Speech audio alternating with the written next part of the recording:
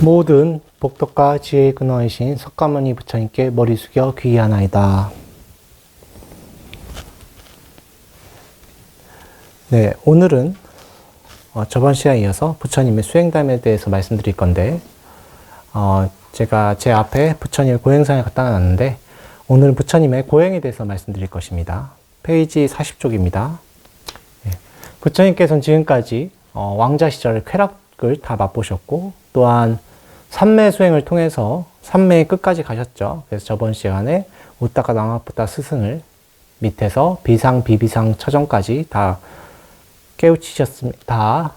끝까지 가보셨습니다만은 그것으로서는 생사를 해탈하지 못한다 하셔서 떠났습니다. 그래서 그 당시 사문들의 수행법인 고행을 하십니다. 이제 고행법은 자이나교도라든가 그 당시 사문들한테 유행했던 수행법인데, 이거는 몸을 끝까지 수행하는 것입니다. 몸에 대해서 단련해서 해탈을 얻겠다는 것인데, 이거에 대해서 부처님께서는 그 당시 어떤 누구보다도 극심한 고행하십니다. 자, 다 같이 읽으면서 부처님이 어떻게 고행하셨는지 알아보겠습니다. 이와 같이 나는 들었다. 어느 때 부처님은 외살리 도시 바깥의 서쪽 숲에 계셨다.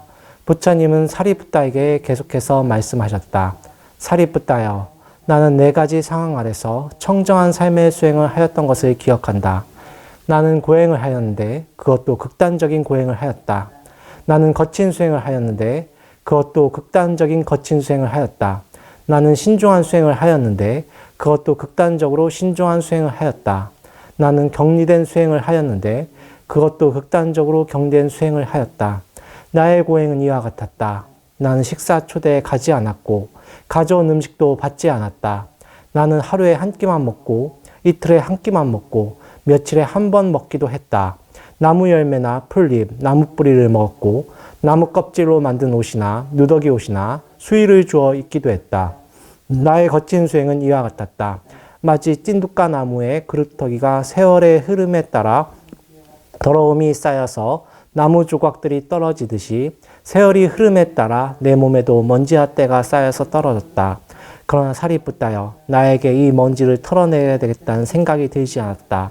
나의 신중한 수행은 이와 같았다. 나는 앞으로 갈 때에도 뒤로 갈 때에도 항상 마음을 집중하였다.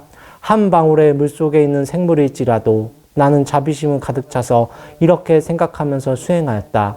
땅 위에 틈새에 있는 작은 생물이라도 다치지 않기를. 나의 경제된 수행은 이와 같았다. 나는 숲속에 들어가 그곳에 머물렀다. 목동이나 양치기, 나무꾼을 보았을 때 나는 다른 곳으로 옮겼다. 나는 두려움을 일으키는 울창한 숲으로 들어갔다. 욕망을 버리지 못한 사람이 그 숲에 들어가면 머리털이 곤두선 그런 숲이었다. 서리가 내리는 8일 동안의 겨울철 밤에는 노천에, 낮엔 숲속에 있었고 뜨거운 계절의 마지막 달의 낮에는 노천에, 밤에는 숲에 있었다. 밤에는 춥고 낮에는 타는 듯 떴고 두려움을 일으키는 숲에 홀로 있네. 헐벗은 채 옆에는 모닥불로 없네. 그래도 성자는 의문을 추구하네. 사리푸따여, 나는 죽은 사람의 뼈를 베개 삼아 묘지 옆에서 잠을 자기도 했다. 소치는 아이들이 와서 나에게 침을 뱉고 오줌을 갈기고 흙을 던지고 내 귀에다 나뭇가지를 쑤셔 넣기도 했다. 그러나 나에게는 그들을 미워하는 악한 마음이 일어나지 않았다. 왜냐하면 나의 마음은 좋고 시커를 떠난 평정에 머물렀기 때문이다. 나는 하루에 1개의 꼴라 열매를 먹었던 것을 기억한다. 꼴라 열매가 그때는 지금 것보다 더 컸으리라 생각했지만 그러나 같은 크기이다. 하루에 1개의 꼴라 열매만 먹었기 때문에 나의 몸은 극도로 쇠약해지기 시작했다. 너무 적게 먹었기 때문에 나의 팔과 다리는 포도줄기나 대나무 줄기의 마디처럼 되었다. 너무 적게 먹었기 때문에 나의 엉덩이는 낙타의 발굽처럼 되었고 나의 갈비뼈는 마치 오래된 지붕 없는 헛간에 무너질 것 같은 석가래처럼 튀어나왔다. 내 눈의 광채는 푹 꺼져 마치 깊은 우물에 멀리 가라앉은 물빛과 같았다. 마치 초록색 쓴맛의 덩굴박이 햇빛과 바람에 시들고 말라 주름진 것처럼 나의 머리가죽은 그렇게 말라 주름졌다. 너무 적게 먹었기 때문에 나의 백가죽은 등에 붙었다. 그래서 내가 백가죽을 만지면 등뼈가 만져졌고 등뼈를 만지면 백가죽이 만져졌다. 그러나 사리푸따여, 이와 같이 실천하고 이와 같이 수행하고 이와 같은 극도의 고행을 하였지만 나는 그 이상의 인간의 상태에 도달하지 못하였으며 훌륭한 사람들에게 합당한 탁월한 지혜와 통찰력을 얻지 못하였다. 그 이유는 무엇인가? 왜냐하면 나는 아직 훌륭한 지혜를 성취하지 못하였기 때문이다. 이런 훌륭한 지혜를 성취해야 이것에 따라 수행하는 사람을 해탈로 이끌고 괴로움의 완전한 소멸로 이끌기 때문이다. 네, 좀 길지만 한 번에 다 읽었습니다. 왜냐하면 부처님께서 어떤 고행 하셨는지 여러분들께서 꼭 아셨으면 하는 마음에서 끊지 않고 읽었습니다. 부처님의 고행은 그 이전에도 이렇게 고행한 사람이 없었고 그 후에도 이렇게 고행한 사람이 없었다고 하실 정도로 극심한 고행하셨습니다. 그래서 제가 오늘 앞에 부처님 고행상을 모셔놨는데 그 부처님의 고행하신 걸 잠깐 마음속으로 30초 정도 명상해 보겠습니다. 이 부처님의 고행을 한번 느껴보시기 바랍니다. 30초 정도.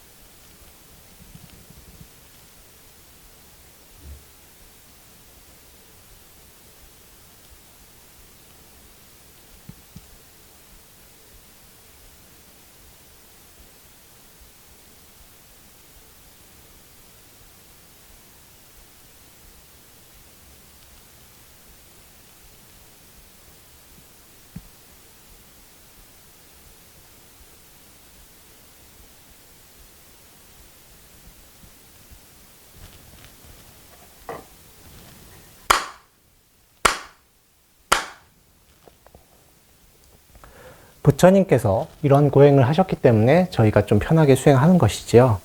그 당시 인도에서는 수정주의가 있었고 고행주의가 있었는데 수정주의는 저번에 아까 말씀드렸지만 끝까지 다 가보셨습니다만 자기가 생사를 해탈했다는 그런 마음이 일어나지 않았습니다. 그래서 몸에 집중하는 수행, 고행에 집중하셨는데 지금도 자이나교도에서는 마지막에 굶어 죽는 걸 최고의 행복으로 생각합니다. 왜 그러냐 하면은 자기 몸을 정화했다. 모든 인연을 끊고 혼자 사는 것. 이것이 최고라 생각하기 때문에 그렇습니다. 하지만 사람은 혼자 살 수가 없고 어디서나 의지해서 살고 있죠. 우리 몸이나 모든 생각이나 그런 것들이 다 연기되어 있다. 연결되어 있기 때문에 그렇습니다. 하지만 부처님께서는 이 당시 보살 시절에 그것을 모르셨던 것이죠. 그래서 그 모든 고행을 해보셨던 것입니다. 부처님의 고행은 너무나 극심하셨기 때문에 말년에 조금 고생하셨던 것도 있습니다.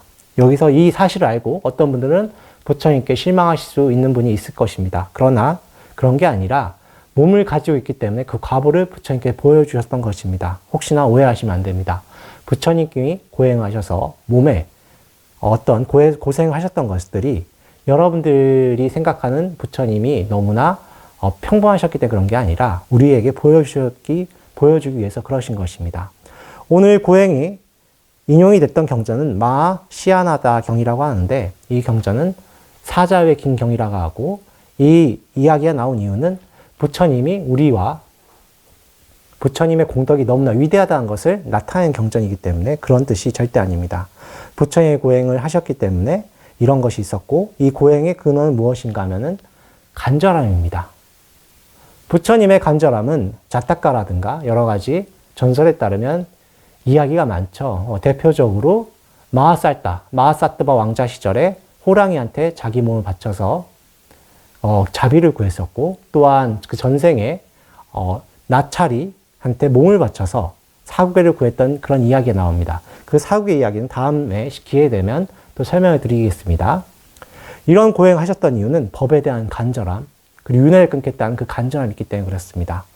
부처님께서는 그 고행을 4가지로 정리하셔서 말씀하셨습니다. 극단적 고행, 그리고 거친 수행, 그리고 신중한 수행, 그리고 경지된 수행하셨는데 그 어느 것도 부처님의 해탈을 이끌지 못했다. 여기 언급이 나온 걸 보시면 알겠지만 부처님이 해탈을 하지 못했지만 자비심은 어떻습니까? 충만하셨죠. 이 자비심이 자이나교도도 지금도 어떻습니까? 부채를 들고 다니거나 빗자루를 가지고 다니면서 어떤 생명체도 해치지 않겠다는 마음으로 다니지 않습니까? 근데 부처님께 그러셨죠. 이것만 가지고는 해탈을 이루지 못했다고 하시는 것입니다. 혹시나 잘못 생각하시면 안 됩니다. 자비심이 있었기 때문에 이게 가능하셨던 것이죠. 그 자비심을 바탕으로 또한 나가셨던 것입니다.